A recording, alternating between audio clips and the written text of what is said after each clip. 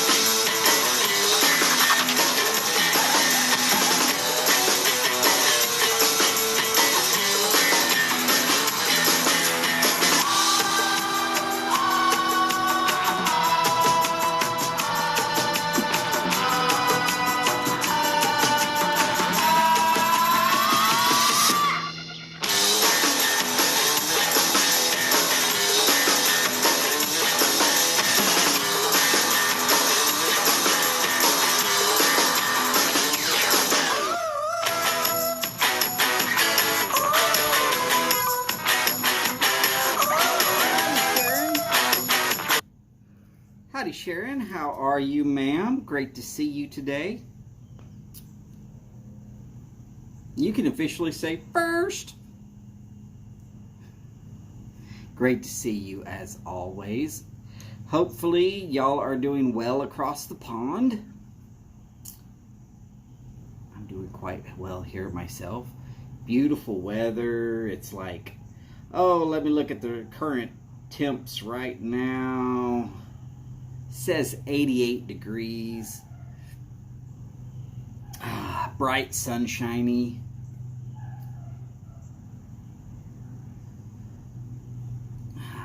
So glad y'all are doing so fine on this day. Going to be smoking a different cigar than normal.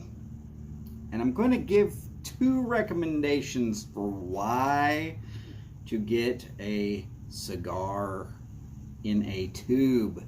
This particular cigar, in fact, if you can find it. This is an H. Upmann 1844. Yes, 1844. Now this one in particular is the Texas Black Gold 1844 edition. And it'll say right here on the tube, well, right here on this big wrapper, it says, "This cigar was packed in perfect condition for immediate smoking and will remain so until the tube is opened." Steve, howdy, and Dan, howdy. Great to see all of you. So now, here we go. The absolute best reason to get a cigar at some point in time in a tube. Now, a lot of people are going to think, cigars in a tube? I mean, lots of cigars come in a tube. Yes, they do. Yes, they do. This tube is perfectly shaped to place about 3, maybe 4 bowls worth of tobacco inside of it, and you pop the cap back on and you slip it into a jacket pocket, and you go about your day, and you have a supply of tobacco with you at all times, ready to go. No problems trying to find it. It doesn't come out very easily, but easy enough that you can use. Now, this one happens to be a glass tube.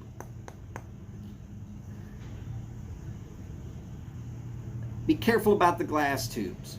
They can break, cause some damage, and you want to be a little careful about trying to stuff glass pieces down into your pipes if that's what's in your mood.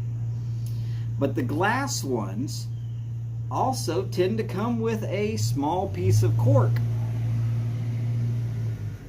And the small piece of cork is great for when you're trying to knock out a pipe. A little bit of double-sided sticky tape on one side, either side. Stick it to a good solid ashtray, and you can wham on that pipe all you want onto that cork. It's not going to mess up that pipe. It's going to provide a little bit of cushion, but still enough force to knock your pipe out nice and effectively.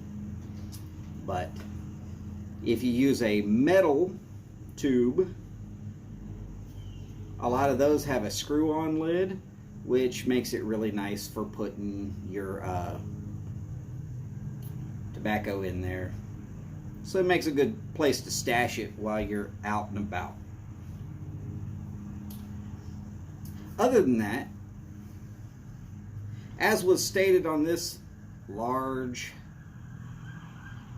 you'll notice that it came right off perfectly.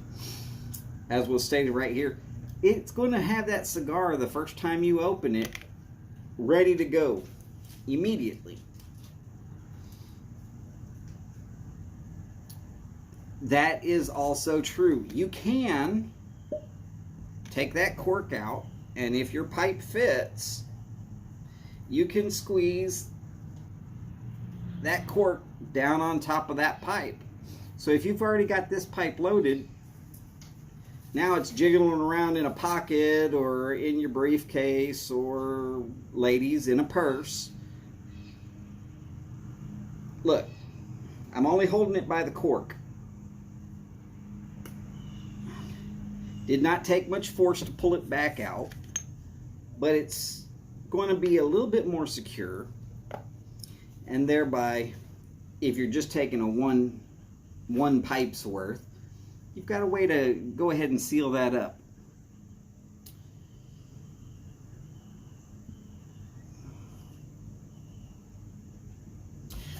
You can use all kinds of, for various different reasons. Anybody who wants to use cork for whatever reasons, y'all go ahead.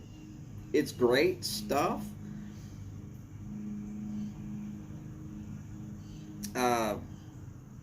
If you are allergic to oak, I would be a little careful of cork though, because 95% of all cork fiber is oak. Surprisingly, the strongest wood makes the best cork. But because of the way it's made, it has give to it, thereby making cork a perfect option for a lot of pipe smoking needs. Now, I'm going to tell you, these H. Upmanns have a very thick place right at the cap. So if you're going to cut it with a knife, you got to be a little careful, and you're going to have to dig a bit. At least the 1844s do. There are others out there that do not have quite this thick of a cap, but most of the H. Upmann caps do tend to be quite robust. So if you are thinking that you're going to smoke it with a knife cut, be prepared to cut several times. Don't just try to dig in there all at once and get it out of there. You'll end up just breaking the cap up, and then poof, gone. Forget it.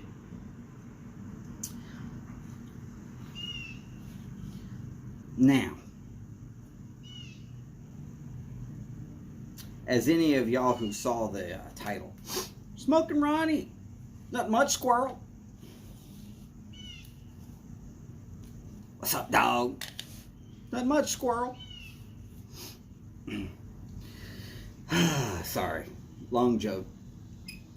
Can't even tell it in the time I've got left. I've got almost an hour and a half left. Think about that. It's a long joke. But it's funny to me anyways. So I placed on here, on the title, Huva Ilta Boris. And of course he says, and chat.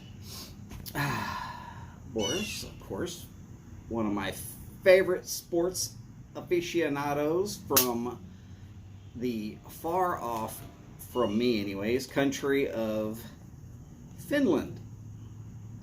Love you, brother.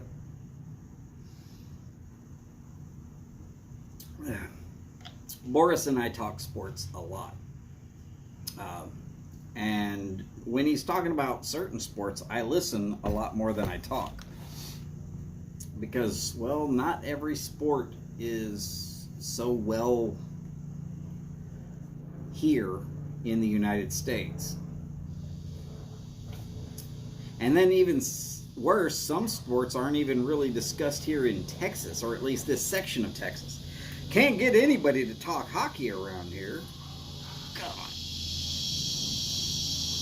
Well, I can, if I want to talk to my mother-in-law.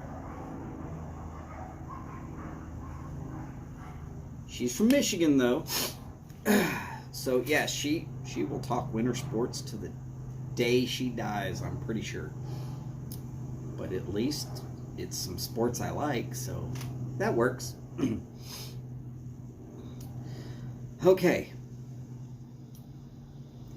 Just as a fun statement, I did say I would do 2 things, and I said I would do it recently. One was last night. Actually, both were last night. I said them both last night. On the Flat Cap and Lady Fire Keep It Lit show. By the way, any of y'all are missing that? That's coming on at about about 6 o'clock on Wednesday evenings, and that is East Coast time, I believe. No, sorry, that is Central Time Zone. Citizen Tom, howdy, sir.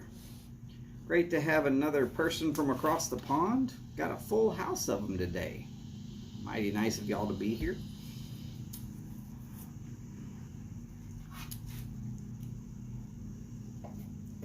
The song Lowrider was mentioned.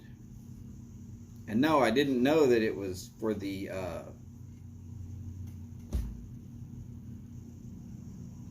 comedian George Lopez. Yes, the George Lopez show. And I was like, hey man, I can do the horn part.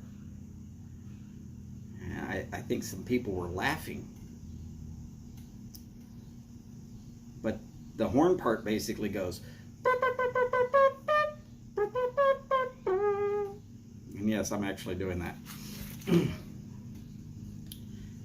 And yeah, if the song's on, I can do the whole song. And people are like, what in the heck? How did that happen?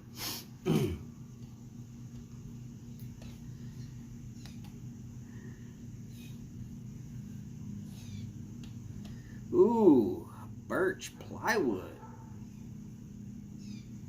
Good Lord. Yeah, Smokin' Ronnie, I did like the show. I just don't remember which shows have which songs. Not my fault, just saying.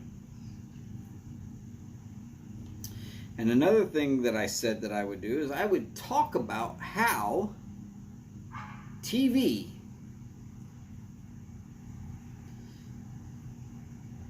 well, Sharon, that song doesn't have very many words. And I would probably get a copyright strike if I did all the singing of it too. Ooh, nightcap in a Caraxa Bulldog. Very nice, very nice.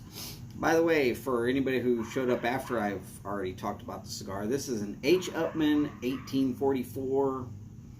It's called a Texas Gold Edition, but that's just because it's a special run for a certain company that decided to buy all of them. I'm pretty sure there will be some more George Lopez shows. Howdy, Steph and Skip. Great to see you, ma'am. And sir, if you're there as well. So, of course, I am having a cigar. It did come in a tube with a cork knocker already in there. I'm telling you, get yourself a glass tube with a cork cigar at some point, and you will be amazed at how many different uses you can find for that cork. But to knock out the ash, if you've got a nice ashtray but you don't want to keep marring up your pipes by knocking them out on it, put that little piece of cork somewhere and you can use that. Works effectively, very effective. Again, I suggest double-sided sticky tape. You can get a roll pretty cheap. You can peel up your piece of cork. You can wash all the ashes out of your ashtray. You can peel that piece of sticky tape off, throw that little piece away, put another piece on, stick it right back down. You're good to go again in seconds. Just a small piece of advice there from a guy who worked in a cigar shop, and we didn't have pipe ashtrays, so I'd use my own little piece of cork, and I just put it down in there. Hey, shout out for Sailor Piper Man. Not a problem. Ooh, Undercrown 10, very nice, very nice. Drew Estates. I like Jonathan Drew's stuff very much. Always have. If it was a little less expensive, I would like it a whole lot more. But if you knew how much work it takes to actually put together a fine cigar and get it marketed and get it on the shelves and everything else that goes along with it, including the taxes, the fees, the regulations, the bribes you got to pay to certain officials in various different places just to get it from A to B. Trust me, yes, cigars are expensive, but in my opinion, you're going to end up mostly, for the most part, paying for what you get. Okay, maybe not with a Davidoff. Those are sometimes unreasonably expensive. But some of them are so good. We did talk about the Davidoff Late Hour. For all of you Scotch lovers out there, Davidoff Late Hour. Very good.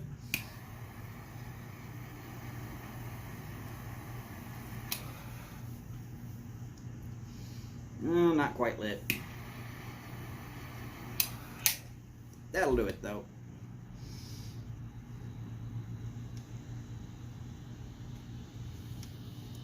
Yeah, about $11.50 plus tax. Burn time on average about an hour and a half. But so tasty. So tasty.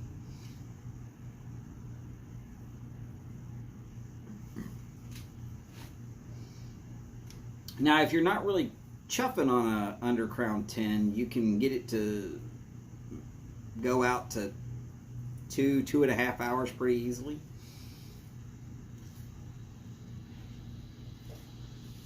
Pendrin Welsh Whiskey is highly recommended. I'm going to have to look for that.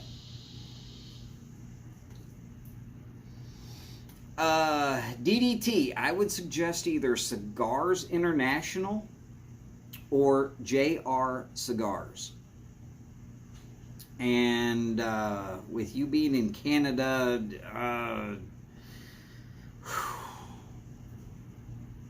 there's not a good way to tell you how to get those to you, because I just don't know.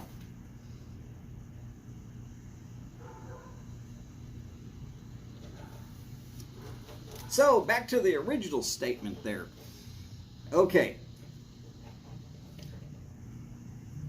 I've said it hundreds of times, and people don't seem to listen to me, but I've got 6 of y'all here, so we're going to try and see if this one goes through and helps people to understand where I'm coming from when I say TV killed baseball.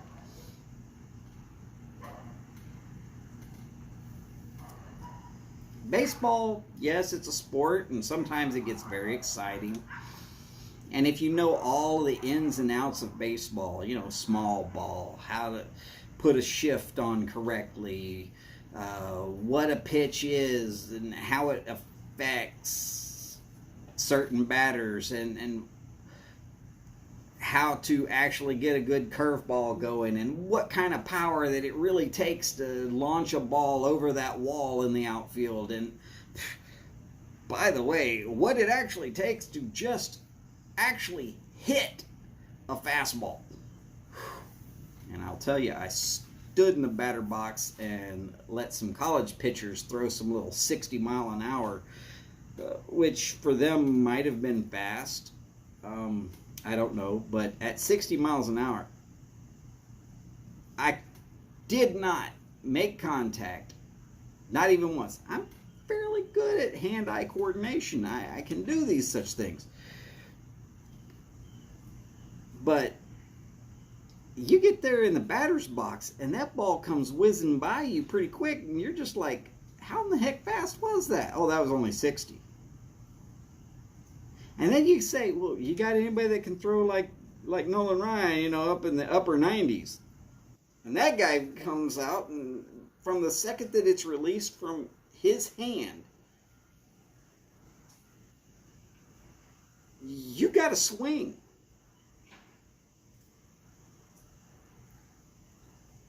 By the time you have thought about it, it's already too late. You have to already know where that ball's going to be from about the same second that it releases from his hand. And I'm telling you, it's one of the hardest things on the planet. But TV killed baseball.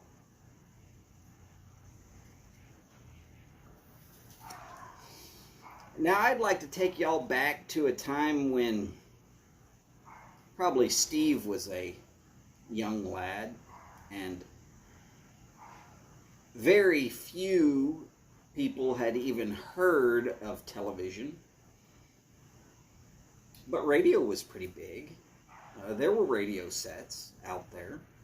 A lot of people had radio. In fact, on a weekend, if it was not a busy weekend, they would sit outside on the porch and listen to a baseball game. And baseball moves at the speed of a conversation. For those of y'all who understand baseball, you should be able to hear this and understand exactly what I'm saying. Here comes the 0-2 pitch. Low and a bit outside. Well, if you know that the batter is right-handed, you know that it was away from the batter. It was low. And that's a ball. That he didn't swing. You can see that in your mind. You can see that. You know, somebody's going back, back, back, way back, and that ball is gone. You can see that.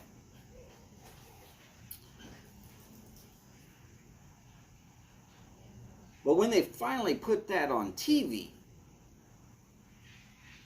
you could see how dreadfully slow baseball actually progresses. Baseball, cricket, bowls. There are some sports that are extremely rare to ever find on television. And when you do find them, if you're a fan, man, you're tuned in, you're zoned in, great. Or if it's your team that's playing, you're like, oh yeah. But as television brought forth a new dimension of actually being able to see what's going on, two sports suddenly started coming along quite well. One happened to be the NFL, American football.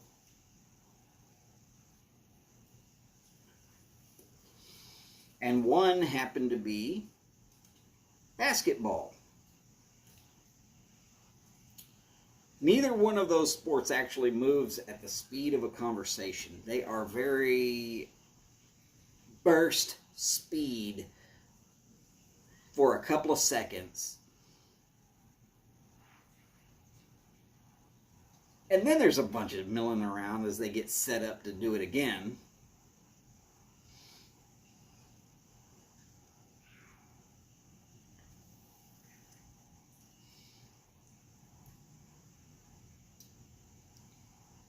But people could see the action actually happen, the collisions, the train wreck as it happens.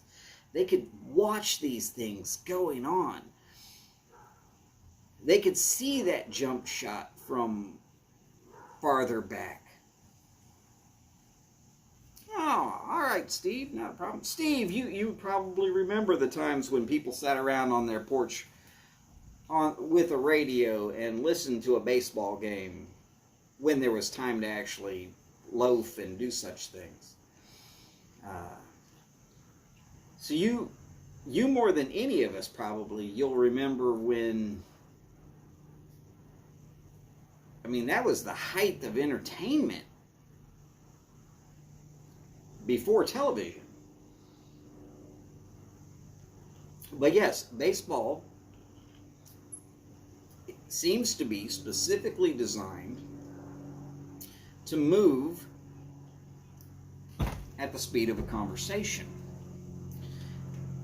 And I enjoy when I'm out and about and I can't get back to a television to watch any kind of sports. I can't watch an American football game on the radio. I can't hear it and know what's happening. It's like you only get like a portion of it. It's like there's only 8 people out there instead of 22 out there. And I'm talking both sides, not 8 person per team. I'm talking like there's only 8 people out there total.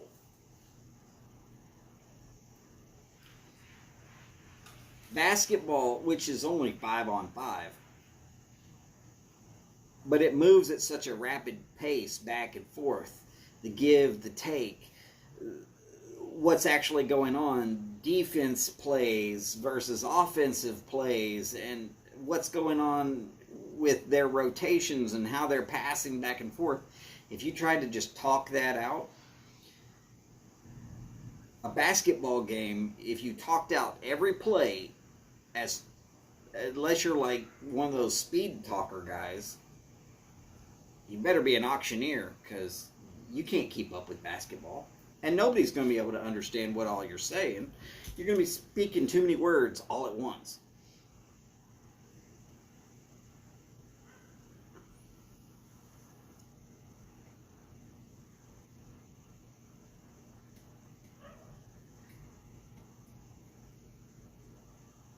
Oh, yes, understood, Steve. Yeah, the glass tube. Don't try to turn that into a pipe. It's the wrong kind of stuff.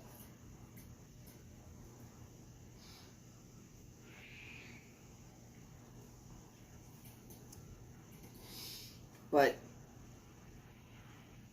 when you look at the sports that are actually able to be described on radio,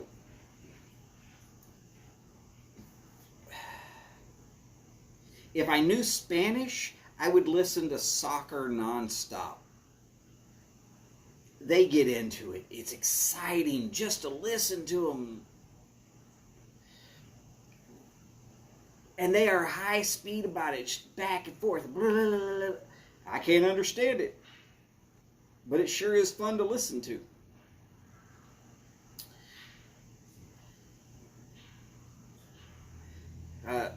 Every once in a while I can get a British radio that their station gets broadcast over here every once in a while, and we'll get some football games here in the States across some British radio, and at least I can understand them, but they're so monotone except for when somebody finally scores. I mean, there's like no excitement there at all. It's almost impossible to listen to until someone scores. It's almost like the cure for insomnia. It'll put you to sleep.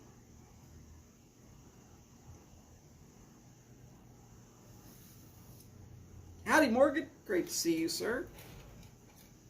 Yes, Morgan, I know. You're Todd.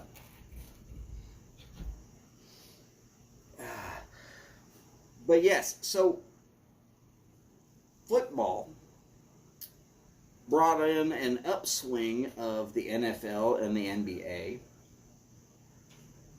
which greatly decreased the amount of revenue that baseball was getting from the average everyday fan. Because some sports have a little more contact. And if you've ever seen people out on a freeway staring at a crash that they had nothing to do with and can't do anything about, then you already know people are programmed to want to see that train wreck. They want to see it.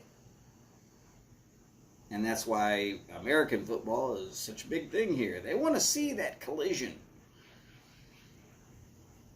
They want to see that tackle where somebody just completely is shut down for the rest of their life. Done. They don't really want to see it that way, but they want to see it.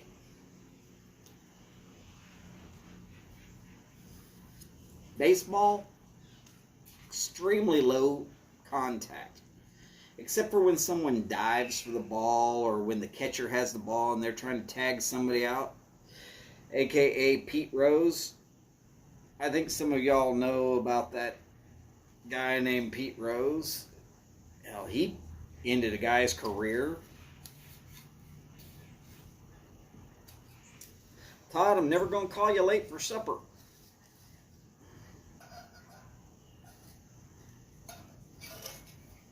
Oh no, my little spring broke. It was bound to happen. These little springs break from time to time. They're down inside the can. It happens. It's still usable, but it's a little depressing when it breaks.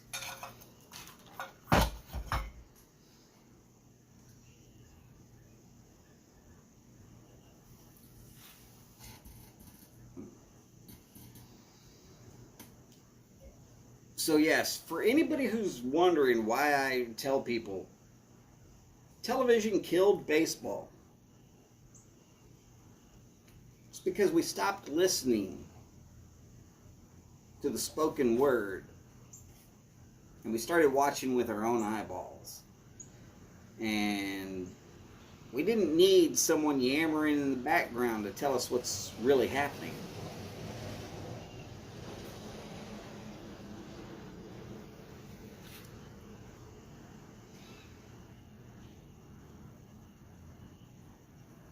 Take all the TV sets, all the devices that can tune into any kind of sports, take all of that away. It is my belief that baseball would again become a top-selling sport. Mostly because it is at the speed of a conversation. It is not too fast for someone who doesn't understand a third language or a fourth language to understand what's actually going on. You take Boris there in Finland, he would still cheer for Chelsea, but he'd have to be choosing to tune into the British radio, and he might fall asleep during the game because they talk like this. It's very, very monotone and droll. And then finally someone scores, and they're like, and that's the ticket, somebody scored, blah, blah, blah, blah, blah. They'll tell you who that guy is for about 30 seconds. And then it's back to droll. Barely can understand it. Now, hockey. You can almost follow along with hockey. But you better be very proficient with the rules, because if you are not proficient with the rules, you will not understand 80% of what they are saying.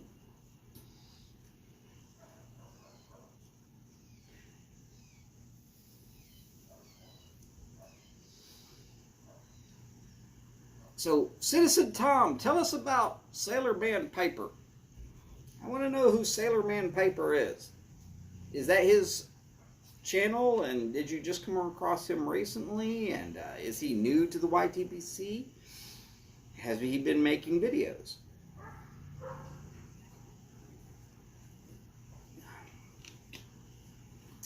Looky there, I covered how TV killed baseball in the first 30 minutes. Yay! I actually got through something.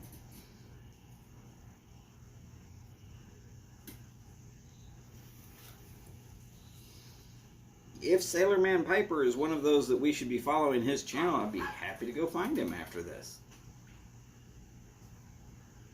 Got a little less than an hour.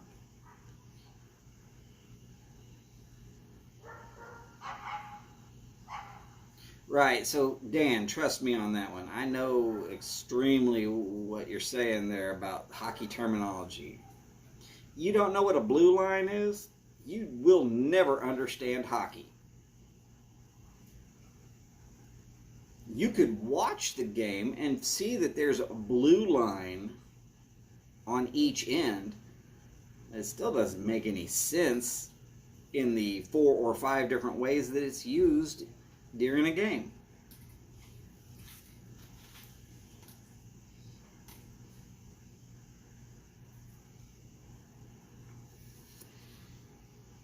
How are you going to know who a center is or who a forward is? Hell, you're lucky if you understand who the goalie is.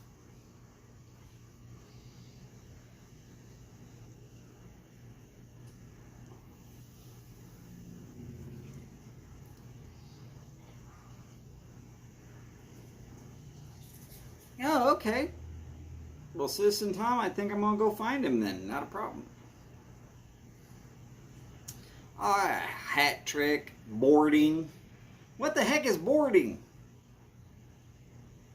For those of you who don't know, that's where you slam someone into the sideboard so hard that they normally end up caved in like they've been hit by Thor's hammer. That normally happens when they're not paying attention and they're skating too close to the damn walls. Boarding is what gets enforcers into fights. And enforcers are the guys that you don't really want to fight with because they're really only out there to get into fights anyways. One of the best parts about hockey, isn't it?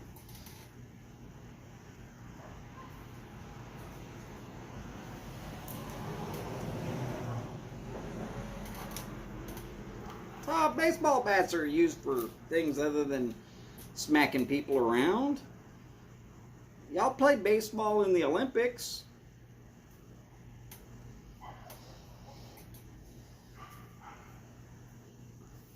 Steve, I used to use wine corks for that also, but it tends to be that people see too many wine corks. They don't know that it took me years to actually get that many wine corks. But these little buttons, small, unobtrusive. Easy to find, easy to keep, easy to use.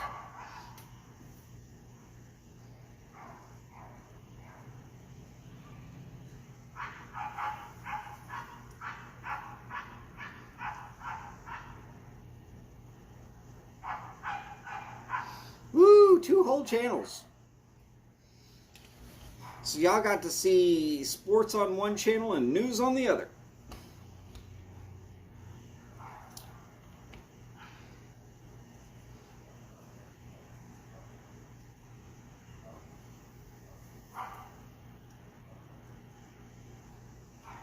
Tom, that is quite true there in England. Yes, firearms will get you put under a jail with no key. They will just go ahead and dig you a hole and build a building on top of it and basically say goodbye.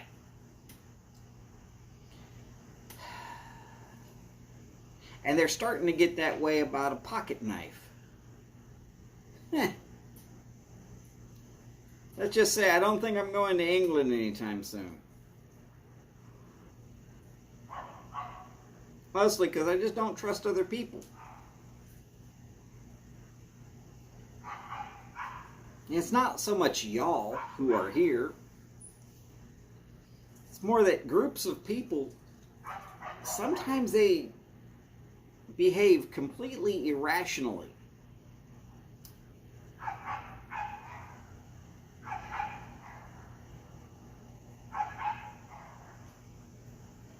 So I'll give a quick, not really fun story.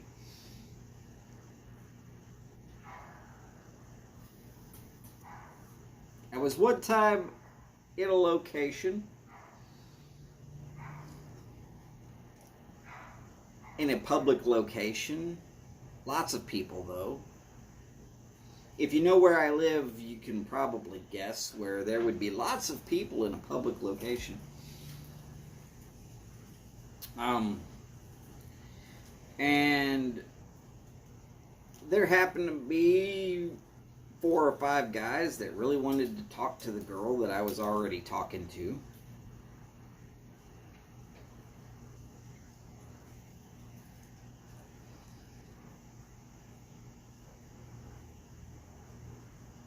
They decided they were going to see about roughing me up.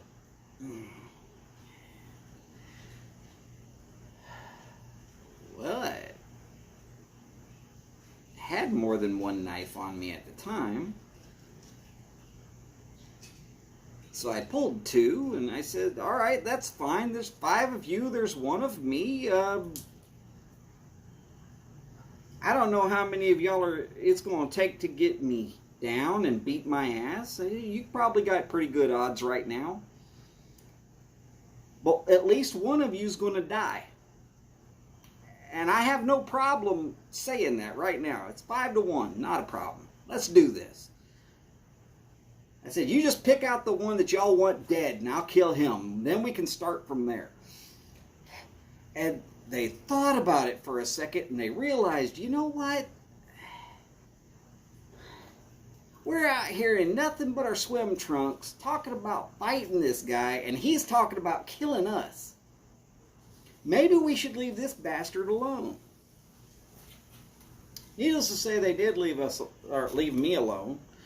The girl didn't much care for my choosing to say that, look, we'll just get to the killing part and we can skip over this beating me up stuff. So she left with her friends, and well, that's fine. But I didn't get my ass kicked. And let's just be honest, 5-1, they could have done a whole lot worse than just kicking my ass. But I showed them that the odds were that somebody from their side was not going home ever. Not just that night, ever.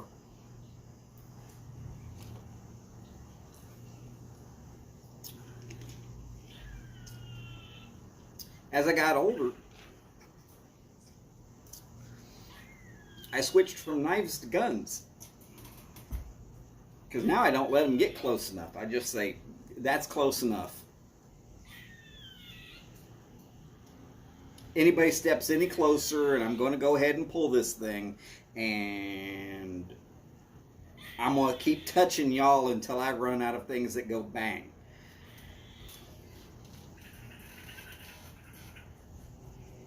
People tend to run away when you say shit like that.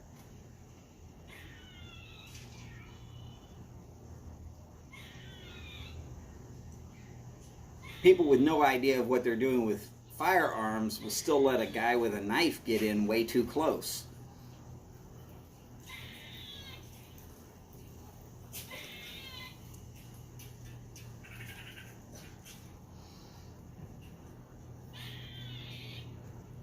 Well, Dan, it's not to say that I haven't had knives pulled on me back.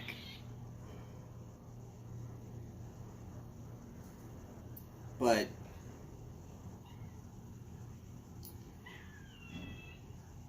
when you basically tell them it's all or nothing. Don't play. It's going to be somebody's going to die right here. Y'all can either walk away and it'll be fine, or you can keep coming and you're going to have to kill me. Because I'm not going to quit until I've killed all of y'all. That tends to set that mortality issue in their heads. I know I'm mortal. I know I can die. It's not a question of if. It's just a question of when. I came to the conclusion a long time ago that the greatest cause of death on the planet is birth.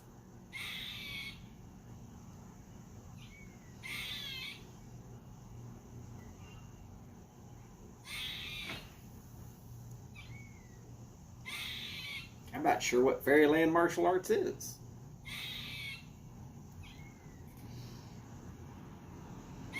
I was in the army. I learned a few things. Practiced Muay Thai for a while.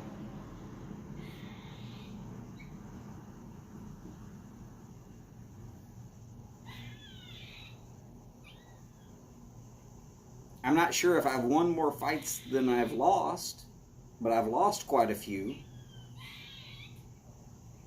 Here's the thing, I keep getting up. It's not how many times the world knocks you down, it's how many times you get back up. And for me, my answer is always, one more.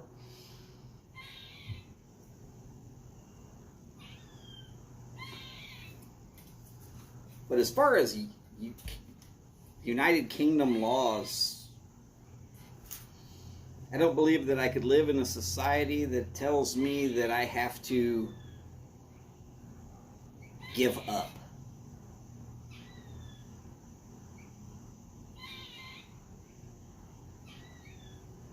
I'm a grandson of the greatest generation. They didn't give up, and like hell I'm going to.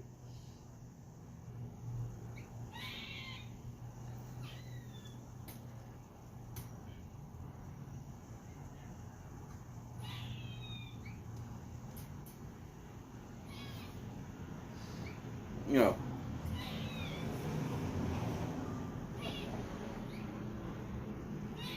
Dan, that's the reason why I took Muay Thai, is because with long arms and long legs, I could reach out and I could just go ahead and start chopping on you. And I know for a fact that if a person starts with two legs in a butt-kicking contest and they get down to one leg, they normally lose.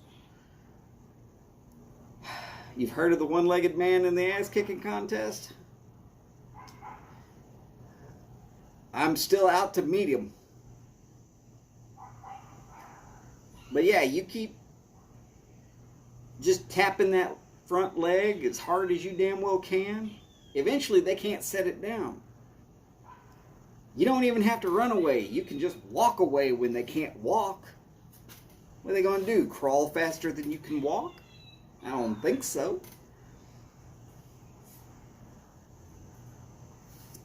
Tell them if they still want to fight, hop to it.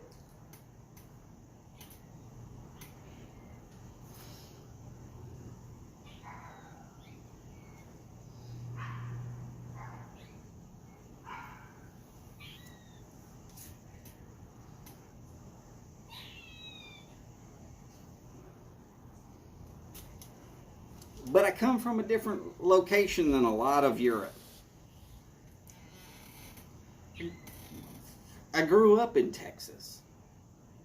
Hell, even worse than that, I grew up down in Kingsville. That's about 45 miles south of Corpus Christi. And about 45 miles north of Border Patrol. I was a minority.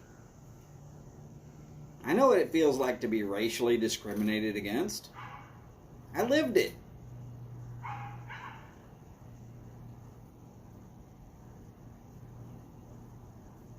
I was the whitest kid in class because I was the only one. That's not true. There were 2 other white kids in my class. One guy was in a wheelchair because he had like spina bifida, and there were no points on picking on the cripple. And one kid looked like he failed kindergarten 8 times so that he could be as big as he was. And nobody really wanted to scrap with that guy because he was just so much bigger than everybody else. So guess who got picked on? A lot. Yeah, that's right.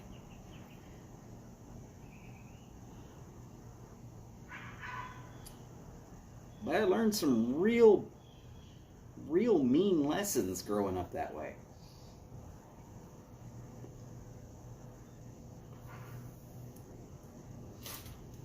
Go.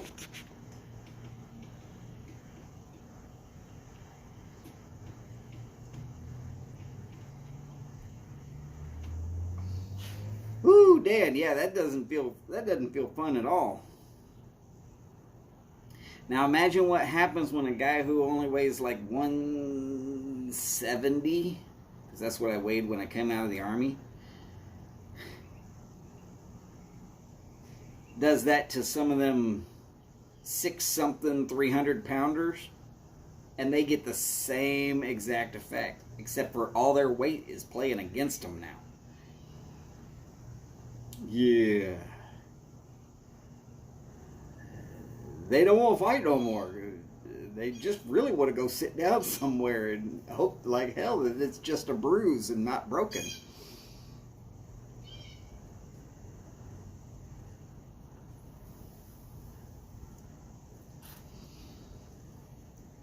Stone is like what? Someone help me out. Like right around 50 pounds? I'm not sure what the exact weight measurement on a stone is.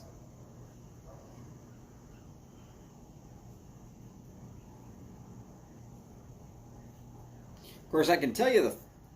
All right. Listen to me very carefully.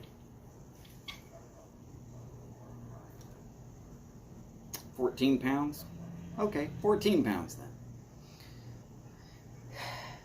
There is a bet you can always win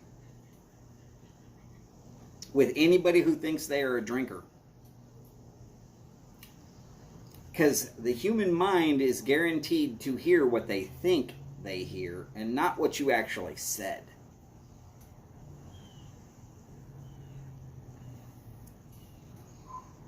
Tell somebody that they cannot drink 1 firkin beer.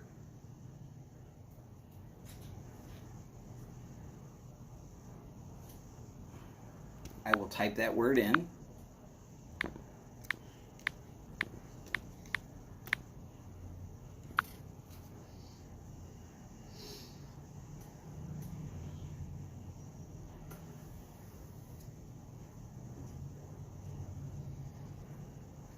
A firkin. Firkin.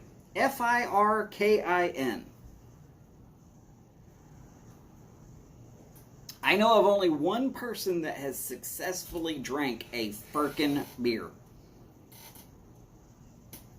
That was Andre the Giant.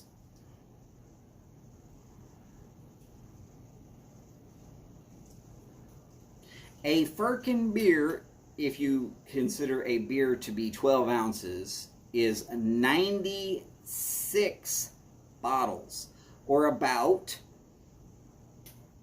9 gallons. People hear you just trying not to say the F word. What they didn't know is that they should have looked up the word Firkin. F-I-R-K-I-N.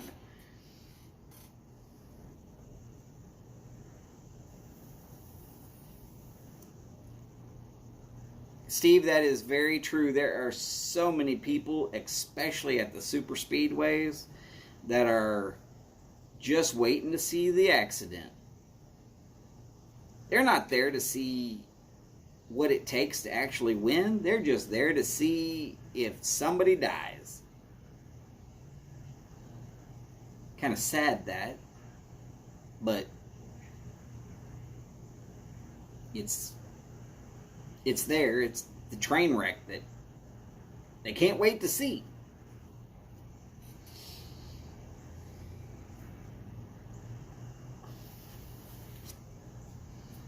Hell, they even got the terminology, the big one, in NASCAR. Because now that all the restrictor plate racing happens, they're all set at the same time. Dan, I would give it a good Firkin try too, but I'm going to fail also. Now, the story of Andre the Giant drinking a Firkin beer. He went to a bar, and because of his growth hormone, whatever it was, his metabolism ran at quite a bit of a higher speed. And because of his mass, he could metabolize a lot more beer than most people. So those two things together, he sat down at a beer pub, bar. Well, he was French, so not sure exactly where, but it happened in France. And he started drinking beers. And he got through several, and people started egging him on and buying more beer. And the manager pulled the trash can, put a new bag in there, and was like, only put his bottles in here. At the end of the night, there were 99 bottles in the bottom of that trash can. 2 on the table, 1 completely empty, and 1 halfway so.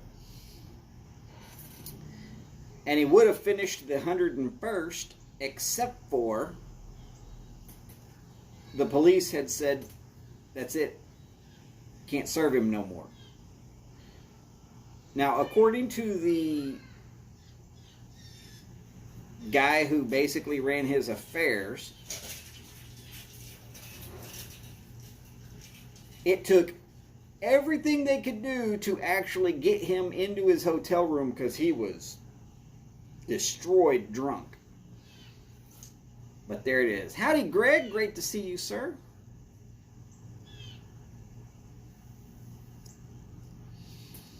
Sis and Tom, I could do 12 pints of Guinness. I've done 18.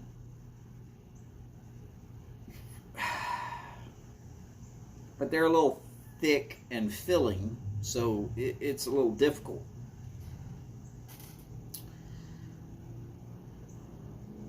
But, well, could you imagine trying to help 7 foot plus 500 pounds of Andre the Giant from a taxi cab, through a hotel lobby,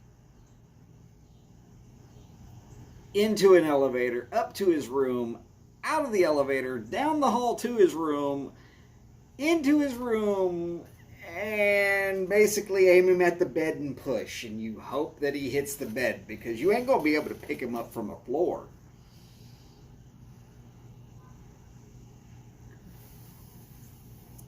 Yes, Dad, the 99 bottles of beer on the wall is basically, it's the song of a firkin beer. And if you really, really want to watch people lose that bet, wait till they've had a beer or three. Bet you can't drink a firkin beer. And then make sure you've Googled the word firkin. Because after they say, oh yeah, I could drink another beer. I could drink a firkin beer. Show them. That's 9 gallons. Go.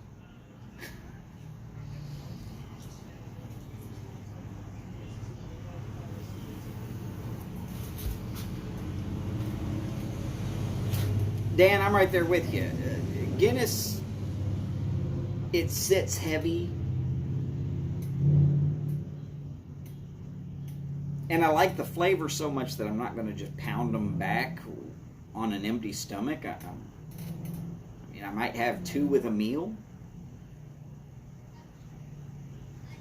But I actually do enjoy Guinness, so it's not one of those... It's not one of those silly, fizzy, yellow beers that wants to act like they are something. Now, of course, Guinness is not exactly super strong in the alcohol department. What, 748 is here in the States. It might be a little stronger there in England. Especially if you happen to be right there at the Guinness taps. But it's not going to lose much alcohol.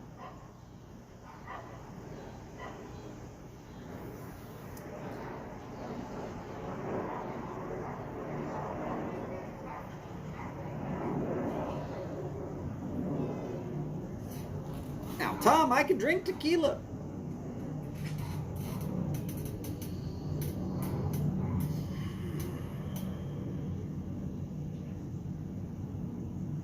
I have a bad morning every time I do, but I can drink it.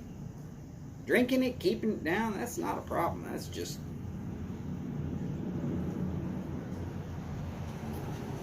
Well, that comes from an ill-spent youth.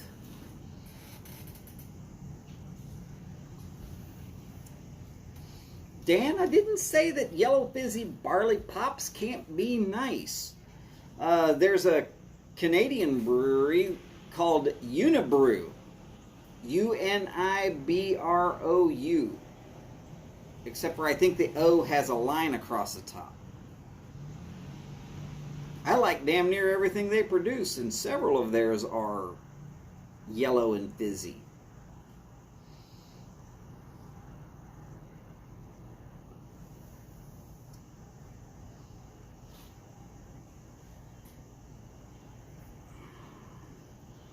But as I've gotten older, I appreciate a good tasting beer much better than just... Well, now the big thing is IPA, India Pale Ale. Let's make a decent beer, and then we're going to dump so much hops into it that it turns sour and bitter to the point where you just about can't drink it without making faces. How people like that stuff, I don't know. But hey, you know what? People also like cigars I don't like, and people like tobacco blends I don't like.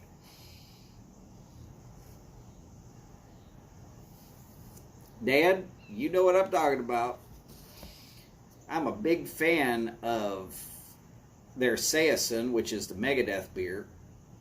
I would say that it pairs extremely well with a certain cigar, but y'all might not like the fact that I'm going to talk that cigar to you. The Andalusian Bull by LFD, which is La Flor Dominicana. Saison beers pair very well with that cigar.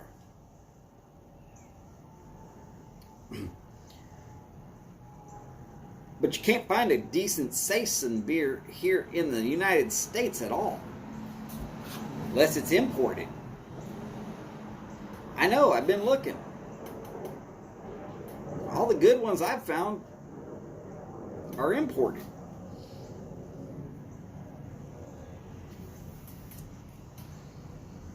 And a decent Venetian beer, a Venetian style beer, with that milk chocolate color and that nice, like, a buttered pumpernickel almost taste. That slight sweetness on the back end, just beautiful. But you'll never find one of those brewed here in the United States. Heck no, most of the breweries around the United States right now are turning out IPA as fast as they can possibly chug through a brewer's vat.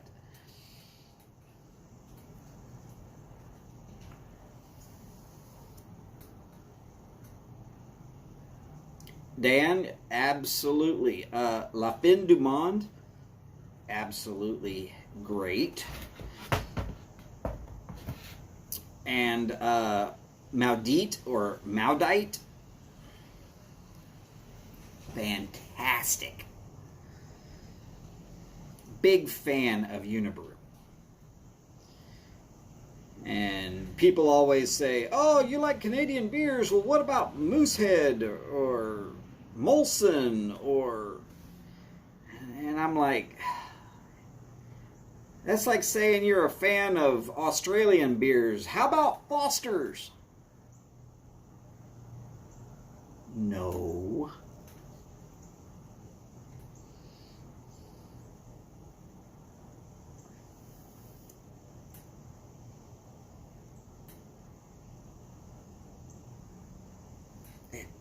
Hey.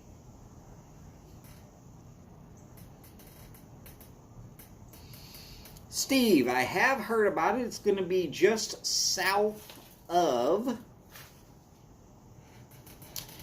the Texas Pipe Show. Will be just south of Dallas and Fort Worth, kind of almost dead set in between them. Steph sent me a flyer about it, and I could not see if it's going to be anything more than a single day. Howdy, Cliff. Great to see you there, sir. It's Cliff Firkin Higgins. You'll have to watch the whole show to figure out where Firkin came from.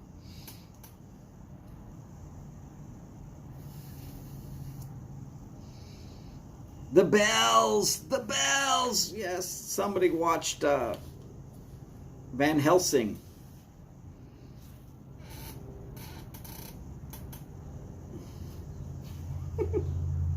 Don't blame me. I saw that movie once or 50 times.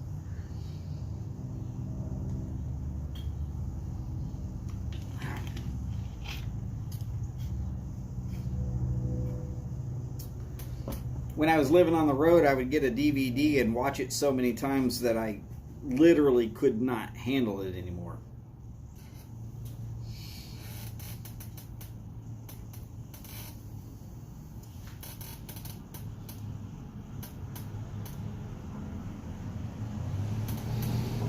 Dan, that's pretty much the same as what's in the United States right now. IPA insanity. And me, I like to say, IPA beer into a glass. That's pretty much what I imagine piss tastes like. Why would anybody want to drink something like that?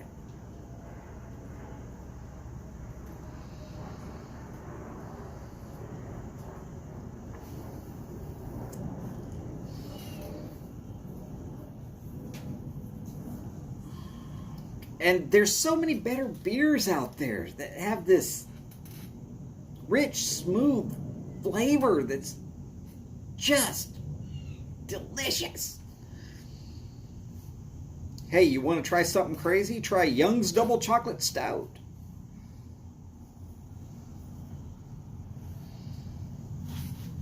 Or how about one of my favorites from England, Newcastle Brown.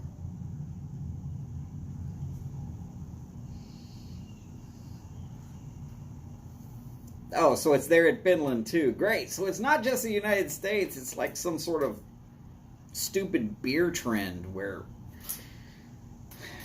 people who like pumpkin spice think that they should have a beer. Oh, by the way, I came across something.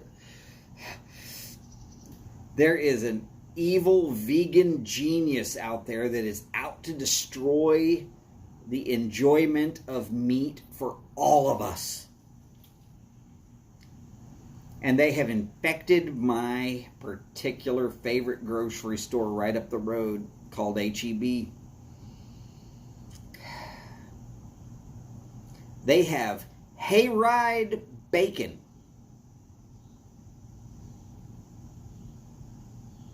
Which is pumpkin spice bacon.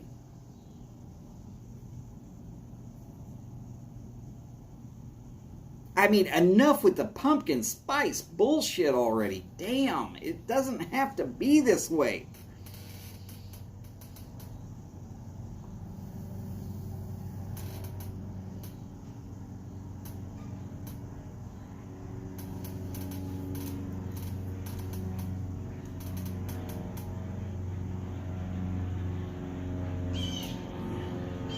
Yes, Cliff. Pumpkin spice bacon.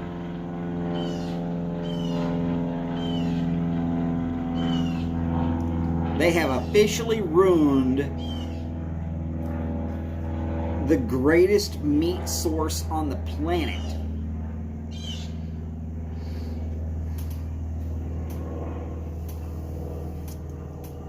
Oh, yeah. Boris, Young's, I mean, I'd go right through their whole supply. I mean, just start at either end and go through the whole thing. Great. Oh, no, it's not vegan bacon. They're just trying to ruin bacon for us meat eaters. Vegans wouldn't eat it. Vegans are smart enough to leave pumpkin spice out of their... I was going to say some unnice words about vegan food.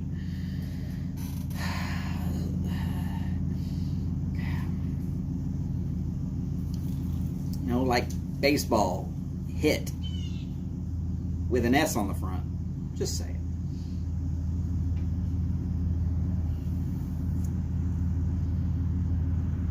Cliff, I'm telling you. H-E-B has a brand called Hayride Bacon by H-E-B. And when I read what was on it, now I picked it up because it had this nice red color, and I was like, hey, you know, maybe somebody Cajun spiced some bacon. I'm willing to give it a shot. Why not?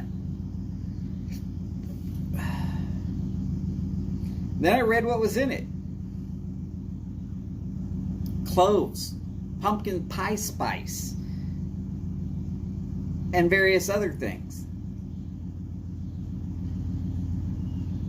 So,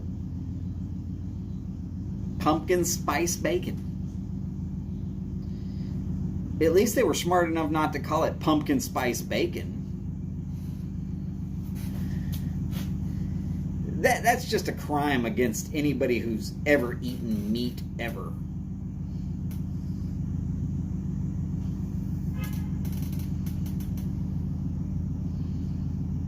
That'd be like putting pure black Cavendish into a tin of Escudo and sending it to Mike. It just shouldn't be done.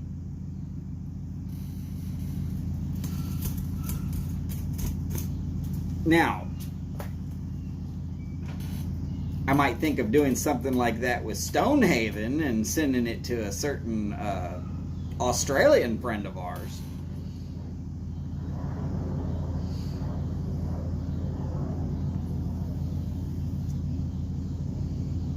Oh, Boris, no offense to the vegans, but if they're really so far against meat, why do they want their food to taste like our food? Howdy, Mike. Glad to see you're at home. At least I hope you're at home.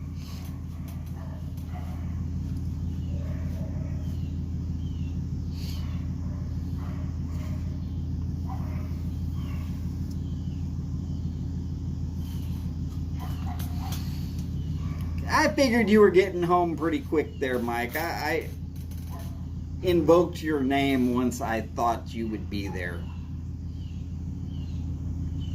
I did not set out to talk about you behind your back.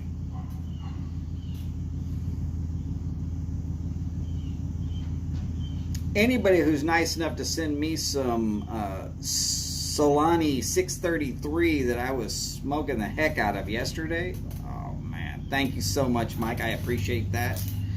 So tasty.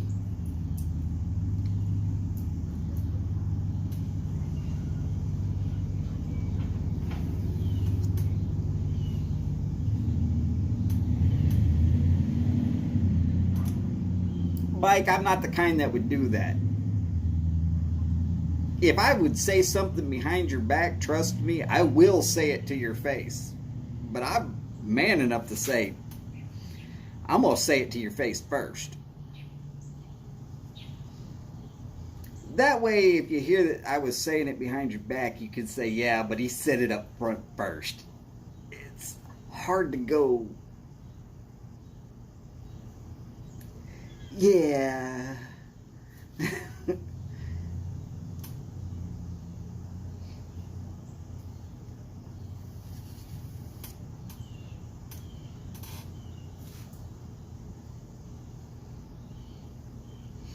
Steve, I'll agree that that's for people who've decided that they gave up on meat for one reason or the other.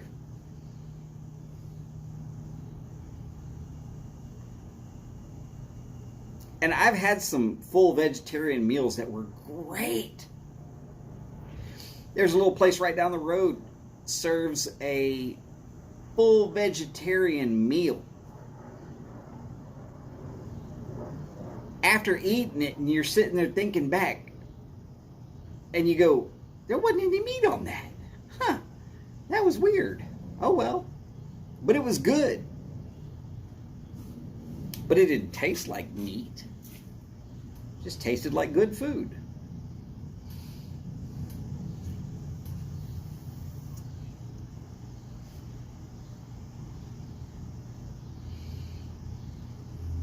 And hey, I've had many a meal that was cornbread, beans, and rice. Okay, the beans were flavored with bacon, though, or pork belly.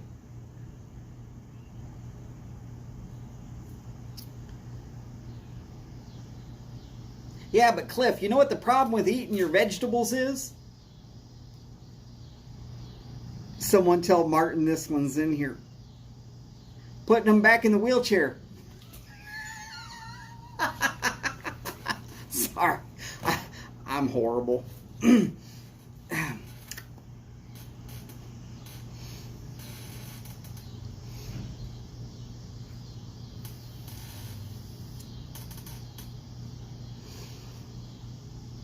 Howdy, Ron. Great to see you there. Look, anything's good with bacon. You can probably find a dog turd and cook it in enough bacon grease. It's probably going to taste good. Still doesn't mean I absolutely want it.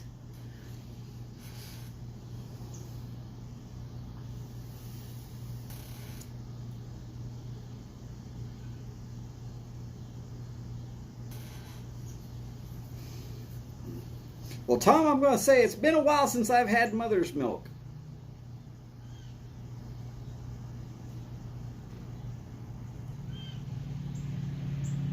About 27 years. Well, no, about 28 years now. That was when my ex-wife was pregnant with my son.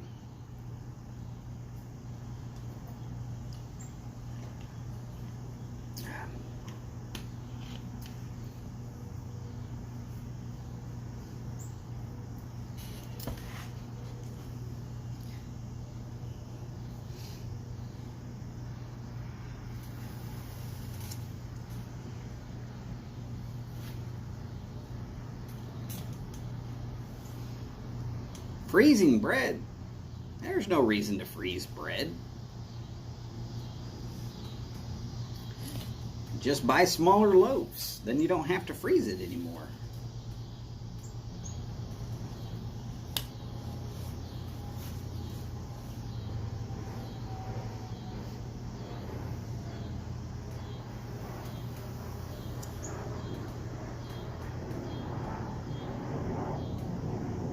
Oh, gotta make sure I turn on the little dinger over here so I can watch for when Mike goes live. Invariably, he will go live. And of course, as always, that's what a tailgate's about.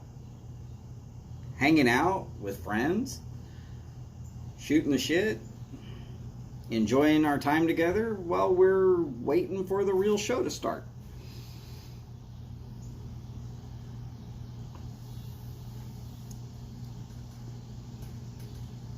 Dan, there's some crazy people out there too. I don't want to be either one of them.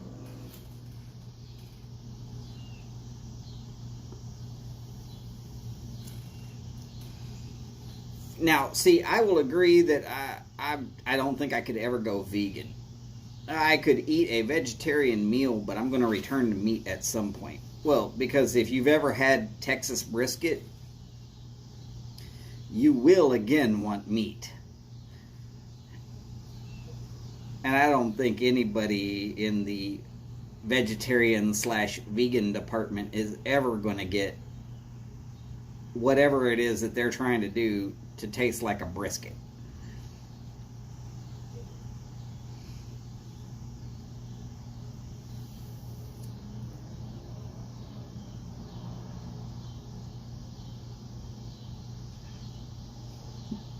Not a problem, Tom, not a problem.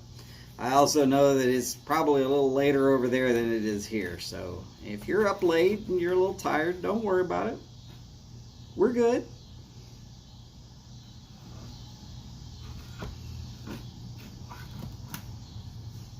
Hey, I knew a person that said they were vegetarian except for bacon and shrimp, which of course doesn't make them a vegetarian.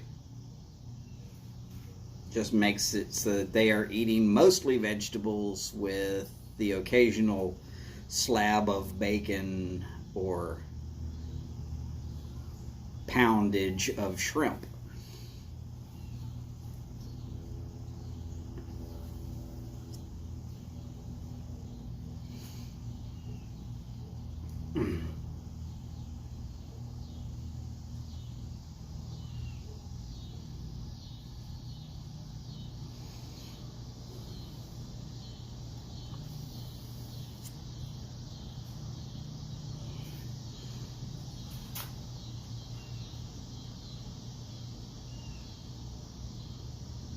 Well, Ron, I will. I thought Martin was in here. I mean, he's almost always here.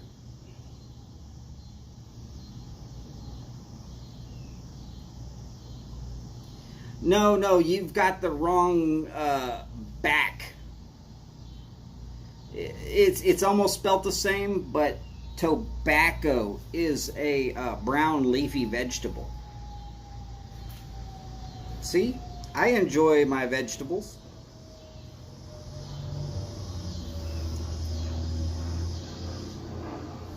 Uh-oh, someone's smoking an Alec Bradley Punk.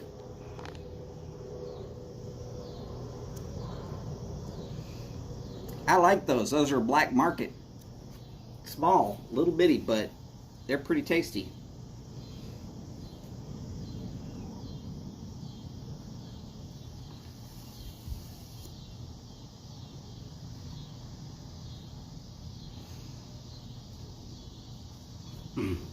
Yeah, that's the problem with Brexit, is that they didn't tell you what all you were going to have to do without.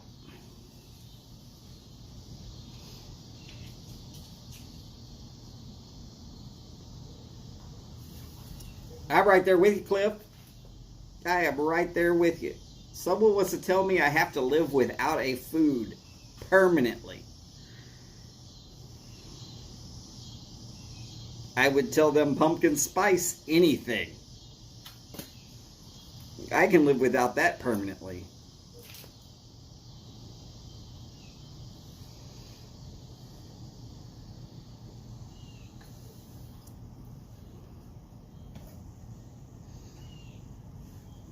Little bitty thing left over. Well, it's a little bit smaller than the ones that I would normally smoke. By the way, because I forgot to do it, bowl call. Hey, what have you been smoking on? If you've been smoking at all. Today it was a H. Upmann 1844 Texas Black Gold edition. Pretty tasty. And in case you're wondering, yes, I've been having a root beer.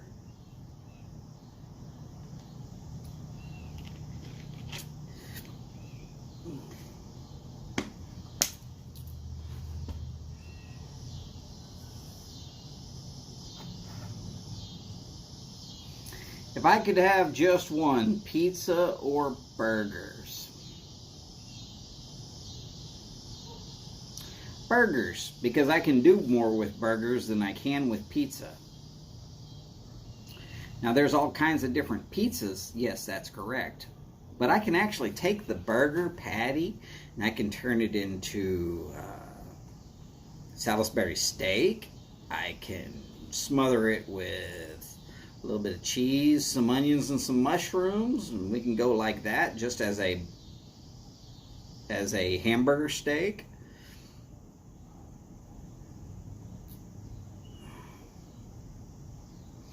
Boris is about to pack his pipe. That's because Mike's about to show up.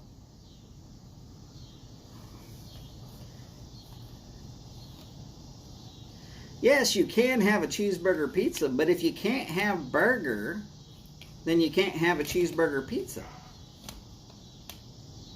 So you've just limited your toppings for burgers.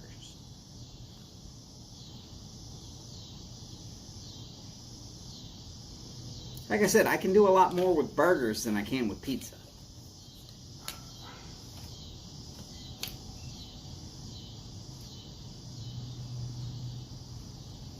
Yeah, I always kind of feel bad for Cliff when he's at home.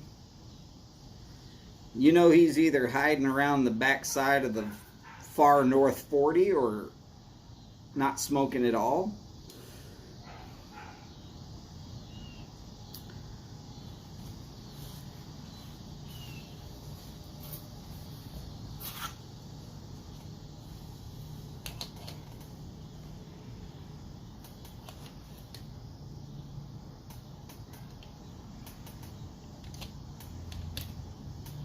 Woohoo! Go, Cliff, go!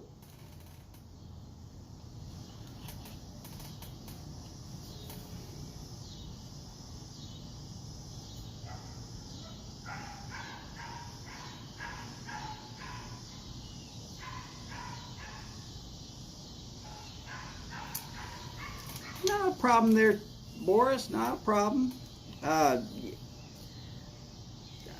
My tablet is so damn old that it won't stay on unless it's plugged in. Right now it says 57% charged. It's only been charging since about 10 minutes before this show started. But if I pull that plug out, it'll be dead flat drained in 5 minutes. Most of the reason why I don't bring it out when it's raining, because then I have to plug it in, and that's an extra cord and charger and all the other stuff. It's just bad. Oh, that's not coyotes. That's a little bitty dog. Coyotes have a completely different yip.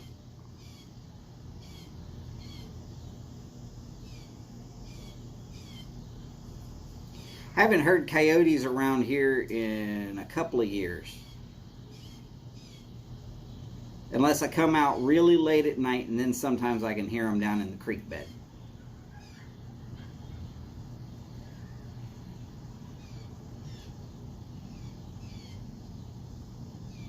Uh-oh, pulling a cliff. Well, what you need to do there, Ron, is make sure that you find a blend she actually likes the scent of. And you only smoke it when you're driving her car. My wife actually hates the smell of pipe tobacco, but doesn't give a shit if I'm smoking it while I'm driving. Mostly because she says, it takes me a lot longer to get pissed off at people if I'm smoking while I'm driving. And if you've ever been in Houston during rush hour traffic, you know that you can go from 0 to pissed off faster than you can get out of your own parking lot. These people, they don't have an ounce of concern for their own safety.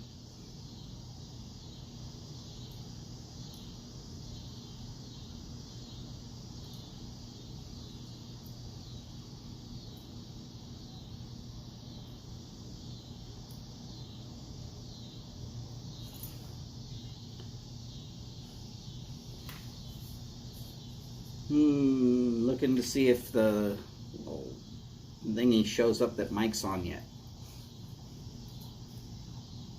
Not yet, but soon. Soon, I believe soon. Alright, so things to look for on your own time if you can find it. There is going to be a Texas pipe show. It's coming next month, I believe on the 6th of November. It is just south of Dallas and Fort Worth, almost directly in between them. If you're flying in, I would suggest Love Field, which puts you on Southwest. Part of that is because from Love Field to a freeway down to the location is a lot closer than DFW on the other side of town. But if you don't have an option, well, best of luck. Another one is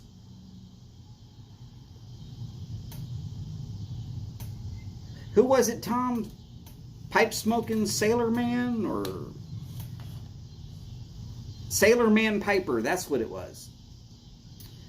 Tom has made me aware that Sailor Man Piper is out there and probably needs some subs, has a few videos. I'll probably be checking him out shortly after Mike gets off the air. And Mike just started. My stupid thing doesn't go off right. Okay.